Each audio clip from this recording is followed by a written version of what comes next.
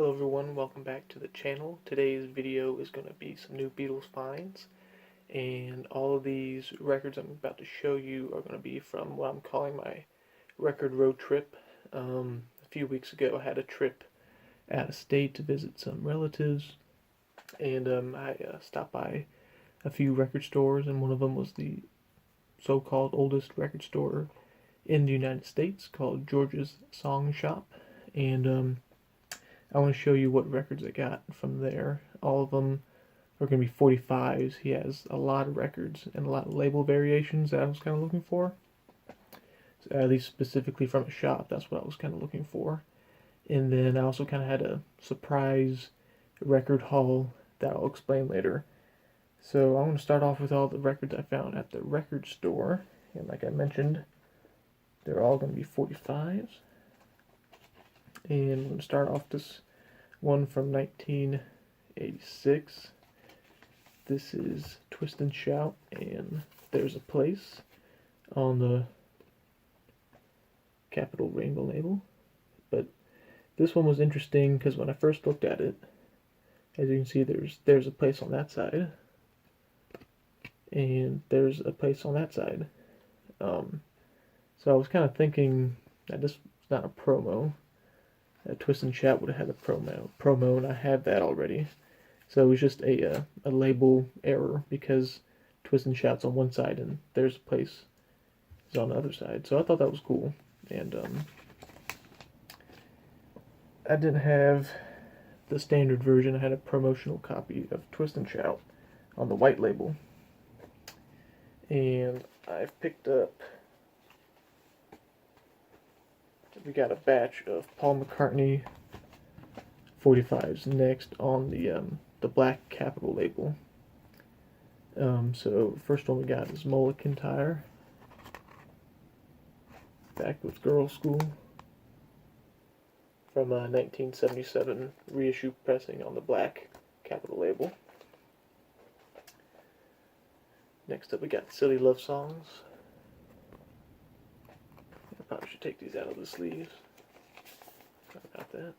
With Cook of the House, again on the black reissue label. Also from this one's from 1976. And also from 1976 we got Let 'Em In and Beware My Love.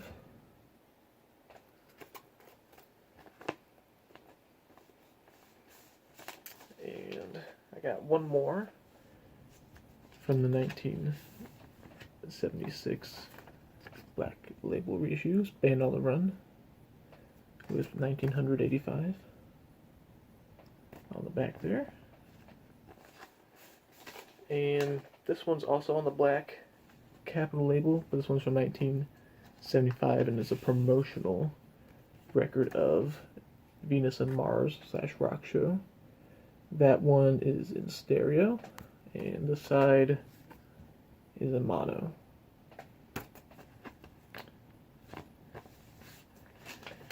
So that kind of concludes our Paul McCartney segment there. And finally, for some label variations of some Beatles stuff. All of these, I got 3 records here, and they're all going to be Please Please Me and From Me to You. All from 1964, but as I will show you, different label variations. First up, we got the VJ Color Band Oval label.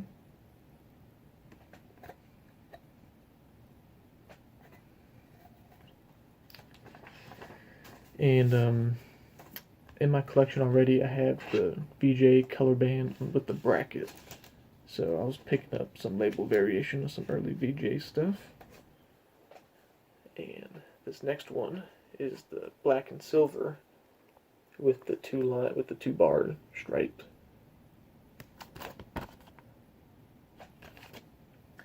And the last variation is the black and silver with just regular no silver bars on either side. And I got a couple other miscellaneous things that I thought were cool. Next up, we got a Record Store Day release of the Beatles' paperback Rider and Rain. This was a 2010, excuse me, issue, and so this was before I started record collecting, so I didn't really have a chance to pick this up, but I saw it and I picked it up. Apparently there's only 4,000 copies, but they seem to go for pretty cheap, so probably not that exclusive or rare. Anyways, and the last one I thought was a pretty cool picture sleeve. This is going to be a John Lennon 45 from France. And this is Jealous Guy and Going Down on Love. There's the back. And now this one is from 1981 on this kind of interesting looking label. I just picked it up because I liked the picture sleeve and the label was interesting. And I don't really have a whole lot of John Lennon records, so I thought it was a pretty decent price. I thought I'd pick it up. So that concludes all the records from the record store. Now, next up, I got a very kind of surprise that one of my relatives was a DJ, and so he was kind of getting rid of some records. So I went through a couple boxes of records, and as a DJ, he had a lot of 45s, and he had a stack.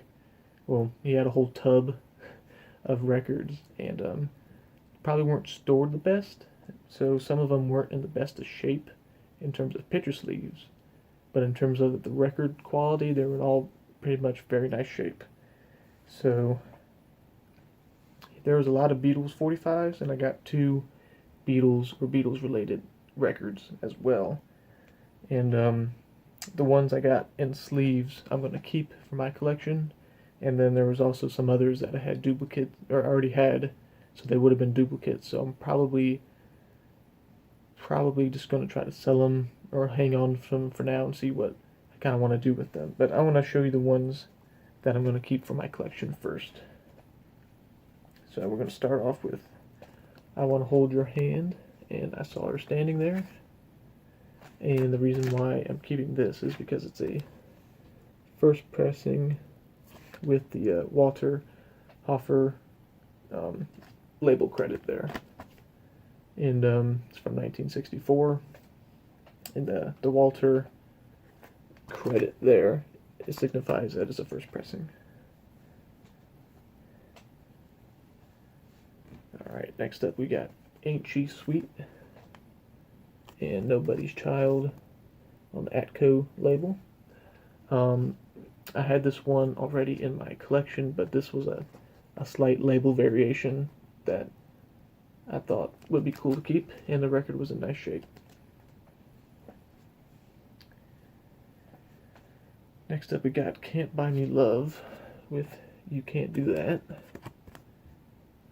Kind of a standard Scranton pressing. Now this is a first pressing because there is no limited on the word limited on the label. It would be in between it would be on like the second line, and that signifies a first pressing. And I actually have the one that has the limited on it. That's a second pressing, so it's cool to have a first pressing. Alrighty. Next up, we got Ticket to Ride, and yes, it is. Comes with the original Capitol sleeve, and this was a Scranton pressing, and I believe I had I think I had an Indianapolis pressing with the picture sleeve, so just a different pressing plan on that from 1965. And for these next few records,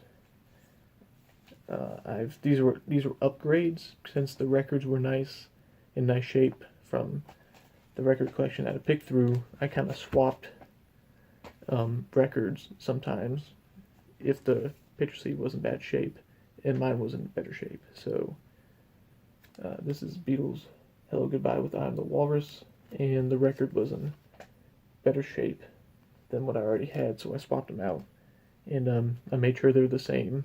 So this is a East Coast Scranton pressing. This one actually upgraded the picture sleeve as well. This was Nowhere Man and What Goes On, 1965, East Coast Scranton pressing. And I'll skip those two right now. And this one also, I had to upgrade picture sleeve and record.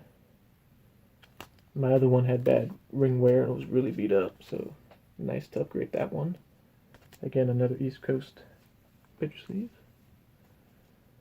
And let's see, I believe this one was also a slight upgrade. This one's a tough picture sleeve not to get any ring wear visible because it's a black and colored sleeve. There you go, as you can see.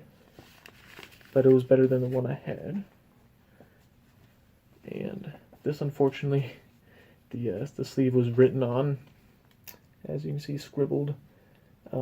DJs do that sometimes, but this one was actually a Gloversville press, so I didn't have that. I just had a plain Scranton, Pennsylvania pressing, and it even came with a kind of the name tag of a person that said Gloversville, Pennsylvania. So that, let's see if it focuses. It's okay. Anyway, kind of cool to come from Gloversville and be a Gloversville press. And the last upgrade was Paperback Writer and Rain. And this picture sleeve also upgraded the one I had in my collection from 1966. And next one I found Love Me Do and P.S. I Love You. Now this wasn't an upgrade, this was an addition because the record label was a label variation. It just happened to come with the picture sleeve, so it was an added bonus. That was from 1962 on the Tolly label, and the only reason why this was a label variation is because the E at the end is curved. I think fake ones are just straight lined, which is kind of interesting. So that was cool.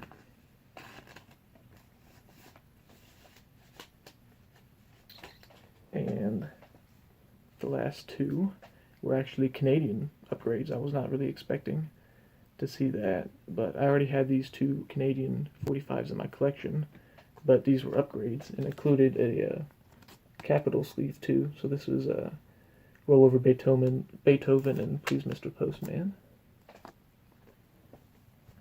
And next, All My Loving and Boys. This boy, sorry, excuse me. And this one was from 1964, and the other one was from 1963. So pretty early Canadian pressings. And I'm going to show you what else I had, but I already had in my collection, so I'll be either selling them or figuring out what to do with them. So just a standard pressing of Help. Thumb down. Unfortunately, as you can see, there's a hole in this one of I'm the Walrus and Hello Goodbye. You have Swan label, She Loves You. Have a lot of different copies of this one already.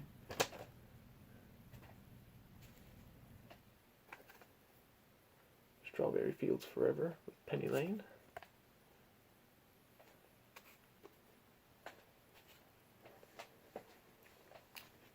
Next up we got My Bonnie and the Saints.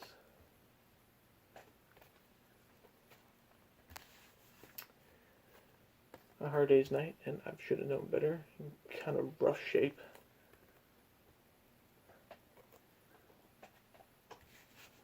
Yellow Submarine and Eleanor Rigby. Also in pretty rough shape. Pretty tough one to, again, find without any ring wear because of the dark background of the sleeve. But I actually have one in very nice shape. And then Matchbox and Slow Down.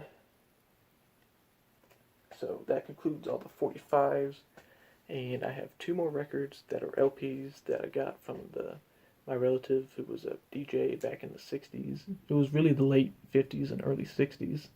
And I just kind of picked through the ones that I liked. I picked other bands and artists, but that weren't Beatles related. So there was like Beach Boys, Rolling Stones, and other kind of 50s and 60s Chuck Berry, and there was like Johnny Cash on the Sun labels, and kind of things of that nature that I kind of recognized. So I picked them up, and some of them actually had pretty good value. I actually sold two Beach Boys 45s. One was their first 45 release. It was just called Surfin', on the Candix label. And then there was, I believe, 10 Little Indians and County Fair picture sleeve that I sold on eBay because I wasn't going to appreciate them as much if they were Beatles records, and since they had some value, I sold them to get Beatles records I would enjoy, and the people who bought them would appreciate it more than I would just have it sit in my collection. So, fortunately, I don't have those to show you because I've already sold them and shipped them out. So, anyway, we got the Beatles' second album, and this one's in the shrink wrap. The shrink wrap is kind of torn, so I'm not going to take it out of my outer sleeve here to show you. But this is a Scranton pressing from 1964.